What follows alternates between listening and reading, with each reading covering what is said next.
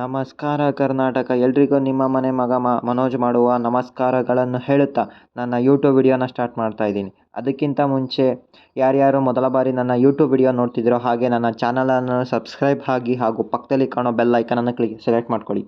ಆಗ ನಾನು ಹಾಕೋ ಎಲ್ಲ ವಿಡಿಯೋಗಳು ನಿಮಗೆ ಪಟ್ಪಟ ಅಂತ ನೋಟಿಫಿಕೇಷನ್ ಬರ್ತಾ ಹೋಗುತ್ತೆ. ಹಾಗೆ ನನ್ನ ಇನ್ಸ್ಟಾಗ್ರಾಮ್ ಹಾಗೂ ಟೆಲಿಗ್ರಾಮ್ ಚಾನಲ್ನ ಫಾಲೋ ಮಾಡೋದು ಮಾತ್ರ ಮರಿಬೇಡಿ ಅಂತ ಹೇಳ್ತಾ ನನ್ನ ಯೂಟ್ಯೂಬ್ ವಿಡಿಯೋನ ಸ್ಟಾರ್ಟ್ ಮಾಡ್ತಾ ಇದ್ದೀನಿ. ನನ್ನ ನೆಕ್ಸ್ಟ್ ಟೀಮ್ ಬಂದು ನಮ್ಮ ಕ್ರಿಕೆಟ್ ಟೀಮ್ನ ಲೆಜೆಂಡ್ ಆದಂತಹ MS ಧೋನಿ ಅವರ CSK ಟೀಮ್ನ ಪಿಕ್ ಮಾಡ್ಕೊಳ್ತಾ ಇದ್ದೀನಿ. CSK ಟೀಮ್ ಒಂಥರ ಮಾಸ್ಟರ್ ಮೈಂಡೆಡ್ ಟೀಮ್ ಅಂತ ಹೇಳೋಕೆ ಇಷ್ಟಪಡ್ತೀನಿ. ಯಾಕಪ್ಪ ಅಂದರೆ ಅವರು ಮಾಡೋ ಪಿಕ್ಗಳು ಮಾತ್ರ ಬೆಂಕಿ ಥರನೇ ಇರ್ತವೆ.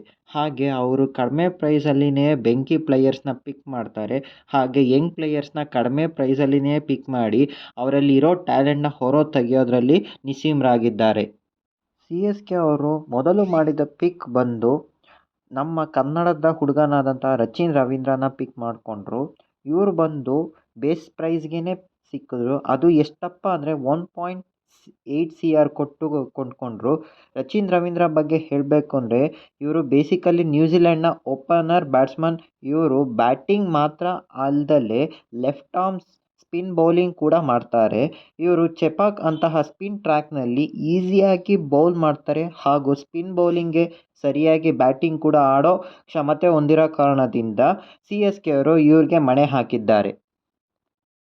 CSK ಅವರ ನೆಕ್ಸ್ಟ್ ಪಿಕ್ ಬಂದು ಅವರ ತಂಡದಲ್ಲಿಯೇ ಆಡಿದಂತಹ ಆಲ್ರೌಂಡರ್ ಆದಂತಹ ಶಾರ್ದೂಲ್ ಠಾಕೂರ್ನ ಪಿಕ್ ಮಾಡಿದ್ರು. ಇವರು ಕೂಡ ಬೇಸ್ ಪ್ರೈಸ್ಗೆ ಸಿಕ್ಕರು. ಎಷ್ಟಕ್ಕಪ್ಪ ಅಂತಂದರೆ 4 CR ಕೊಟ್ಟು ಕೊಂಡ್ಕೊಂಡ್ರು. ಇವರು ಮಾತ್ರ ಬೆಸ್ಟ್ ಪಿಕ್ ಅಂತ ಹೇಳೋಕೆ ಇಷ್ಟಪಡ್ತೀನಿ. ಯಾಕಪ್ಪ ಅಂತಂದರೆ ಇವರು ಪವರ್ ಪ್ಲೇ ಹಾಗೂ ಡೆತ್ ಓವರ್ಗಳಲ್ಲಿ ಬೆಂಕಿ ಬೌಲಿಂಗ್ ಮಾಡ್ತಾರೆ ಹಾಗೂ ಇವರು ಬ್ಯಾಟಿಂಗ್ ಕೂಡ ಆಡಬಲ್ಲರು ಪಿಕ್ ಮಾಡಿದ್ದಾರೆ. ಇವರು ಡೆತ್ ಓವರ್ಗಳಲ್ಲಿ ಸ್ಲೋ ಕಟ್ಟರ್ಸ್ ಹಾಗೂ ನಕಲ್ ಬಾಲ್ ಹಾಕಿ ಬ್ಯಾಟ್ಸ್ಮನ್ನ ಕನ್ಫ್ಯೂಸ್ ಮಾಡಿ ವಿಕೆಟ್ ತೆಗೆಯೋದ್ರಲ್ಲಿ ಇವರು ಪಂಟರ್ ಅಂತ ಹೇಳೋಕೆ ಇಷ್ಟಪಡ್ತೀನಿ. ಎಲ್ಲ ಕಾರಣಗಳಿಂದ ನಮ್ಮ CSK ಅವರು ಶಾರ್ದೂಲ್ ಠಾಕೂರ್ನ ಪಿಕ್ ಮಾಡಿದ್ದಾರೆ. ಹಾಗೆ ನಮ್ಮ CSK ಅವರು ನೆಕ್ಸ್ಟ್ ಪಿಕ್ ಮಾಡಿದ್ದೆ ಡೇನಿಯಲ್ ಮಿಚೆಲ್. ಇವರು ಮಾತ್ರ ಬೆಂಕಿ ಪ್ಲೇಯರ್ ಅಂತಲೇ ಹೇಳ್ಬೋದು. ಯಾಕಪ್ಪ ಅಂತಂದರೆ ಇವರು ಹೊಡೆಯೋ 6, 4ಗಳು ಮಾತ್ರ ಬೌಂಡ್ರಿಯಿಂದ ಆಚೆನೇ ಬೀಳೋದು. ಹಾಗೆ ಇವ್ರನ್ನ ಬರೋಬ್ಬರಿ 14 ಕೋಟಿ ಕೊಟ್ಟು ಕೊಂಡ್ಕೊಂಡ್ರು. ಇವ್ರ ಬಗ್ಗೆ ಹೇಳಬೇಕು ಅಂದರೆ ಒಂಥರ ಆಲ್ರೌಂಡರ್ ಅಂತ ಹೇಳ್ತೀನಿ. ಯಾಕಪ್ಪ ಅಂದರೆ ಬ್ಯಾಟಿಂಗ್ ಅಲ್ಲದೆ ಪಾರ್ಟ್ ಟೈಮ್ ಸ್ಪಿನ್ ಬೌಲರ್ ಆಗಿಯೂ ಕೂಡ ಯೂಸ್ ಮಾಡ್ಕೊಳ್ಬೋದು. ಹಾಗೆ ಇವ್ರು ಬಂದು ಬೇಸಿಕಲಿ ನ್ಯೂಜಿಲೆಂಡ್ನ ಮಿಡಲ್ ಆರ್ಡರ್ನ ಬೆಂಕಿ ಬ್ಯಾಟ್ಸ್ಮನ್. ಇವರು ಸಿಂಗಲ್ ಹ್ಯಾಂಡೆಡ್ಲಿ ಮ್ಯಾಚ್ನ ಗೆಲ್ಲಿಸೋ ತಾಕತ್ತು ಇದೆ. ನೀವು ಆಲ್ರೆಡಿ ವರ್ಲ್ಡ್ ಕಪ್ಪಲ್ಲಿ ಇಂಡಿಯಾ ವರ್ಸಸ್ ನ್ಯೂಜಿಲೆಂಡ್ನ ಮ್ಯಾಚ್ನಲ್ಲಿ ಇವ್ರನ್ನ ನೋಡಿದ್ದೀವಿ.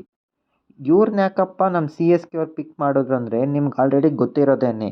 ಬೆನ್ ಸ್ಟೋಕ್ಸ್ ಹಾಗೂ ಅಂಬಾತಿ ರಾಯುಡು ಅವರು CSKಗೆ ಅನ್ಅವೈಲಬಲ್ ಇರೋ ಕಾರಣದಿಂದಾಗಿ ಅವರಿಬ್ಬರ ರೀಪ್ಲೇಸ್ಮೆಂಟ್ ಆಗಿ ಈ ಡೇನಿಯಲ್ ಮಿಚೆಲ್ನ ಪಿಕ್ ಮಾಡಿದ್ದಾರೆ.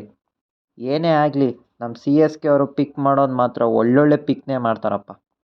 ಹಾಗೆ CSK ಅವರು ನೆಕ್ಸ್ಟ್ ಪಿಕ್ ಮಾಡಿದ್ದು ಬಂದು ಬಾಂಗ್ಲಾದೇಶ್ನ ಸ್ಪೀಡ್ ಬೌಲರ್ ಆದಂತಹ ಮುಸ್ತಫಿಜುರ್ ರಹಮಾನ್ನ ಪಿಕ್ ಮಾಡಿದ್ರು. ಇವ್ರನ್ನೂ ಕೂಡ ಬೆಸ್ಟ್ ಪಿಕ್ ಅಂತಲೇ ಹೇಳೋಕೆ ಇಷ್ಟಪಡ್ತೀನಿ.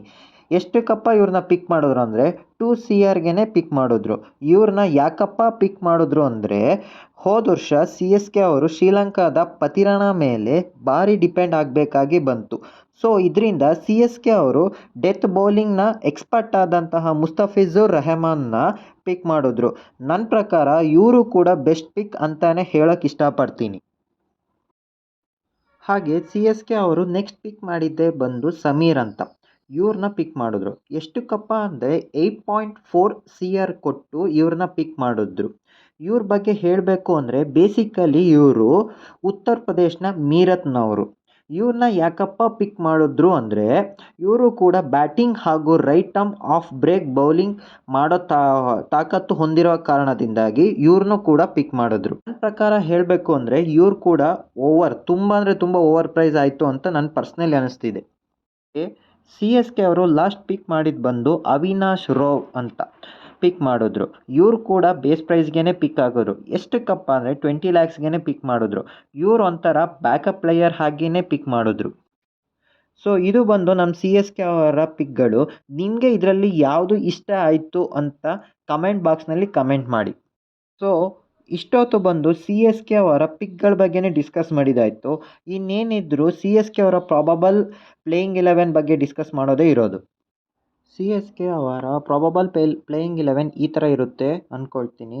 ಯಾರ್ಯಾರಪ್ಪ ಅಂದರೆ ಓಪನರ್ ಆದಂತಹ ಡೆವನ್ ಕಾನ್ವೆ ಜೊತೆಗೆ ನಂಬರ್ 2ನಲ್ಲಿ ಋತುರಾಜ್ ಗಾಯಕ್ವಾಡ್, ಹಾಗೆ ನಂಬರ್ 3ಯಲ್ಲಿ ಅಜಿಂಕ್ಯ ರಹಾನೆ, ಹಾಗೆ ನಂಬರ್ 4ಅಲ್ಲಿ ಡೇನಿಯಲ್ ಮಿಚೆಲ್, ಹಾಗೆ ನಂಬರ್ 5ನಲ್ಲಿ ಶಿವಮ್ ದುಬೆ, ಹಾಗೆ ನಂಬರ್ 6ನಲ್ಲಿ ರವೀಂದ್ರ ಜಡೇಜಾ, ಹಾಗೆ ನಂಬರ್ 7ನಲ್ಲಿ ಕ್ಯಾಪ್ಟನ್ ಹಾಗೂ ವಿಕೆಟ್ ಕೀಪರ್ ಆದಂತಹ MS ಧೋನಿ ಅವರು ಆಡ್ತಾರೆ.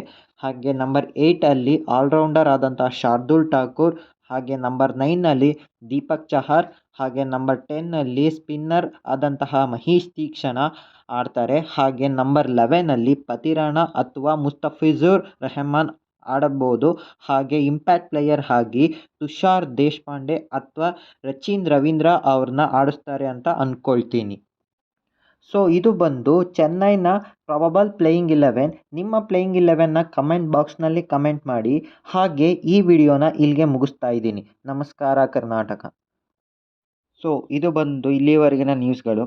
ಮುಂಬರುವ ಎಲ್ಲ ನ್ಯೂಸ್ಗಳ ಅಪ್ಡೇಟ್ಗಳನ್ನು ತರುವವರೆಗೂ ನಮ್ಮ ಚಾನಲನ್ನು ಸಬ್ಸ್ಕ್ರೈಬ್ ಆಗಿ ಹಾಗೂ ಇನ್ಸ್ಟಾಗ್ರಾಮ್ ಆ್ಯಂಡ್ ಟೆಲಿಗ್ರಾಮಲ್ಲಿ ಫಾಲೋ ಮಾಡಿ ಅಂತ ಕೇಳಿಕೊಳ್ಳುತ್ತಾ ಈ ವಿಡಿಯೋವನ್ನು ಇಲ್ಲಿಗೆ ಮುಗಿಸುತ್ತಿದ್ದೇನೆ. ನಮಸ್ಕಾರ ಕರ್ನಾಟಕ.